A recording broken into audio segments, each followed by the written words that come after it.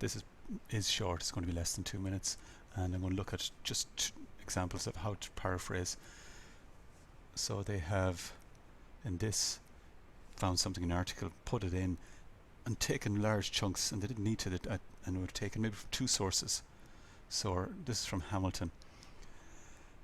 And what I'm saying is here, this is a way of paraphrasing. Hamilton cited like this, Hamilton, and then because Hamilton is in the sentence, we don't put brackets around his name at the start of the sentence. Hamilton discusses the Parmalat scandal in detail, so that's a mistake of mine, which can be seen in Appendix 11, so you can put that piece from Hamilton maybe down there if you really think it's important. And then some of the key problems which we noted, or I noted, or which were noted, or which were highlighted, were the problems of board composition, and then maybe list 2 or 3 things that Hamilton discussed. So that's one way of rewording it, so you're not just copying it.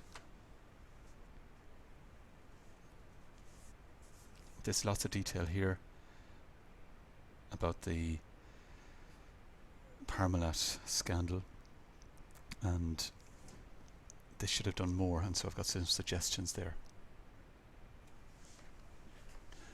Quite a bit of detail here from Gumbel, and really a lot of detail. I don't know if we need this level here. Sorry, a telephone conversation, unless it's particularly important telephone conversation, which is crucial to understanding the scandal. I don't think this is it. But what they could have said was, Gumbel highlights how the partner in Argentina was told to step back from asking questions, and then this shows lack of independence from the company. They were probably more concerned with earning money from consultancy, keeping the client relationship good. So they could have paraphrased that instead of just copying, a large amount of, that was maybe 2 or 3 paragraphs, half page, I think. Whereas they could have reworded it like this. So sometimes, and it would mean that if a smaller amount wouldn't take up as much word count, and it would read better as well.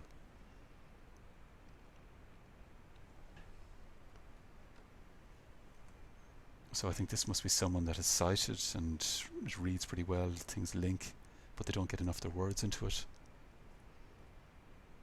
So they must have taken a lot from this guy this person, Thornbaugh. So there must have been 2 quotes. So authors such as Thornbaugh and Stefano agree on the cause of the problems, because a lot of time what students do is just go Thornbaugh and list the things that he says, then list the things Stefano says, and list the things that someone else say, and then leave that at that. Whereas what you can do is add value to it by drawing what they say together and highlighting the similarities or the differences of opinion. So like this, where we highlight the similarities, so authors such as agree on the cause of the problems, and while they don't mention control environment, they talk about aspects of it, and you could mention the aspects and say of the importance of the control environment. And this problem here, my lift is here, is that they just listed the 10 provisions of the Acts, and one day I'm not saying which one was important, which one was not, when I say which one is relevant to auditors, or relevant to corporate governance, in particular relevance to the scandal. So I suppose they're all relevant to corporate governance, but some will be more relevant to others, to your particular scandal, or relevant to auditors. This example here, this was one. This is the second one, which is better.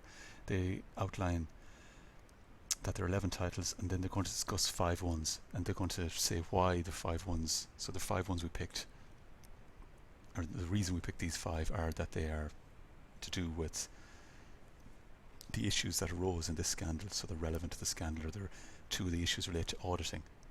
3 of the issues relate to the scandal. And that's it.